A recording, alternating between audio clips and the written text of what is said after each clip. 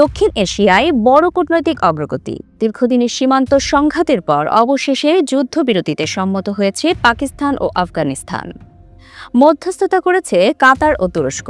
রোববার কাতারের পররাষ্ট্র মন্ত্রণালয় জানিয়েছে, শনিবার দোহায় অনুষ্ঠিত বৈঠকে তাৎক্ষণিক যুদ্ধবিরতিতে রাজি হয় দুই দেশ। এই আলোচনায় আফগানিস্তানের প্রতিনিধিত্ব করেন দেশটির প্রতিরক্ষামন্ত্রী মোল্লা মোহাম্মদ ইয়াকুব, আর পাকিস্তানের হয়ে অংশ নেন প্রতিরক্ষামন্ত্রী খাজা মোহাম্মদ আসিফ।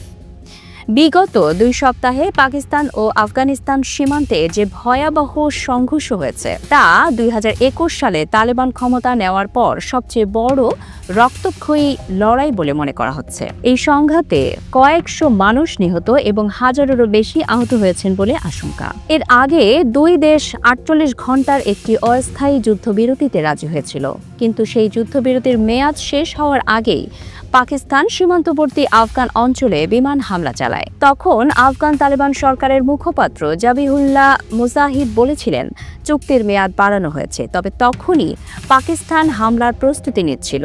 তবে দোহায় কাতার ও তুরস্কের মধ্যস্থতায় নতুন আলোচনায় দুই পক্ষই সংঘাত কমাতে এবং শান্তি বজায় রাখতে প্রতিশ্রুতিবদ্ধ হয়েছে। বিশ্লেষকদের মতে এই যুদ্ধবিরতি স্থায়ী হলে দক্ষিণ এশিয়ায় শান্তির পথে এটি হতে পারে এক নতুন সূচনা। তবে প্রশ্ন থেকেই যায়, এই চুক্তি কি টিকবে নাকি আবারও সীমান্তে আগুন জ্বলবে?